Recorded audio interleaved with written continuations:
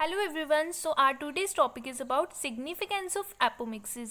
Means कि इसकी importance क्या है एग्रीकल्चर में. Apomixis is used by horticulturist, यानी कि जो फ्रूट्स और वेजिटेबल की स्टडी या प्रोडक्शन करते हैं, to produce a hybrid seed, ताकि हम एपोमिक्सिस की हेल्प से हाइब्रिड सीड की प्रोडक्शन करें.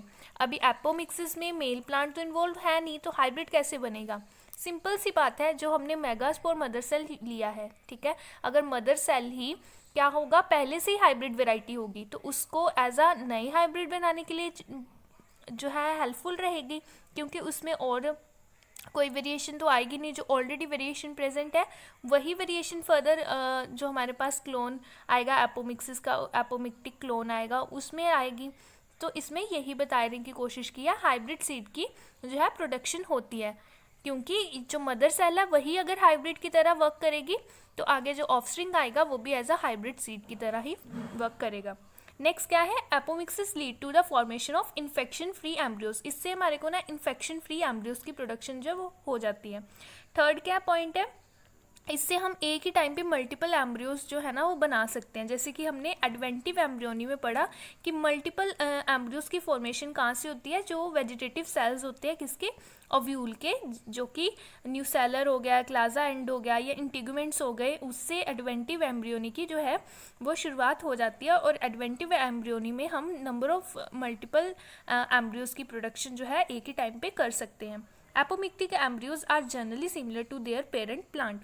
तो मदर प्लांट जैसा होगा वैसे ही हमारे पास जो एपोमिक्टिक प्लांट आएगा, जो हाइब्रिड आएगा, या फिर उसे हम क्या बोल सकते हैं, उसे हम ऑफस्प्रिंग बोल सकते हैं या सीड बोल सकते हैं, वो सिमिलर किसके होगा, अपने पेरेंट प्लांट के.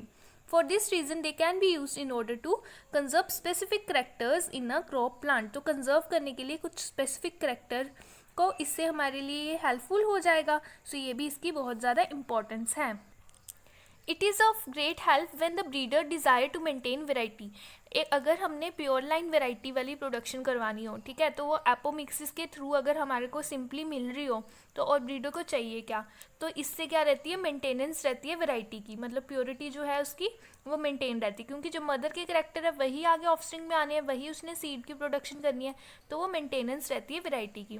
नेक्स्ट क्या, easy maintenance of pure line, वही सेम उन्होंने चीज़ बोल दी. अगर ये हो सकता है तो प्योर लाइन की मेंटेनेंस भी इजीली हो जाएगी. Synchronous flowering and maturity of the crop, इससे क्या रहता है कि हमारा एक स्पेसिफिक टाइप रहता है कि इस टाइम पे फ्लावरिंग होगी, इस टाइम पे हमारी जो क्रॉप है वो मेच्योर होगी और सीड की फॉर्मेशन होगी. इसमें कोई भी सेल्फ इनकम्पेटिबिलिटी वाले कोई इश्यू नहीं आते हैं कि हमारे पोलन ट्यूब छोटी रह गई है, वो लेट मेच्योर हुए, पोलन ग्रेन लेट मेच्योर हुए और स्टिग्मा पहले आ गई हैं, तो यहाँ स्टाइल लंबी है. तो इस तरीके के कोई भी हमारे सेल्फ इनकम्पेटिबिलिटी वाले इशू होंगे ही नहीं, क्योंकि हमारे को मेल प्लांट से कोई मतलब ही नहीं है इसमें.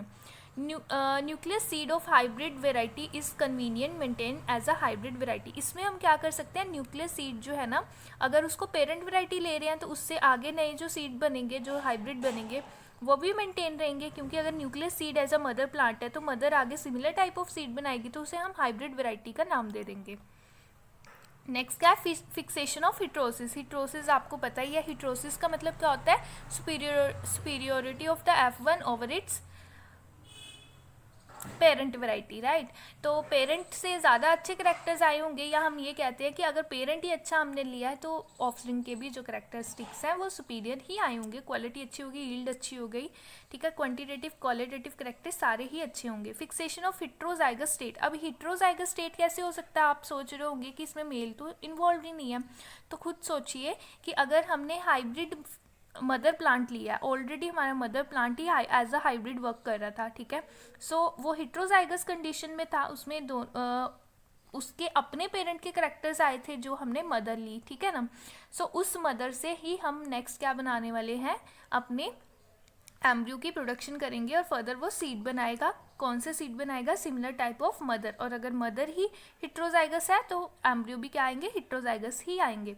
Rapid production of homozygous line, और इसी हिट्रोजाइगस भी कहीं ना कहीं आ सकते हैं, होमोजाइगस भी हम कह सकते हैं, क्योंकि सेम करेक्टर आ रहे हैं जो मदर के एज इट इज़ क्लोन में जो हम हाइब्रिड की नाम ले रहे हैं या जिसे हम सीड का नाम दे रहे हैं, ठीक है, तो उसे हम होमोजाइगस लाइन भी बोल सकते हैं. और हिट्रोजाइगस तब बोल रहे हैं क्योंकि मदर ही एज अ हाइब्रिड था, उससे ही आगे एज अ हमारा जो सीड था वो भी हाइब्रिड के जैसे ही बना.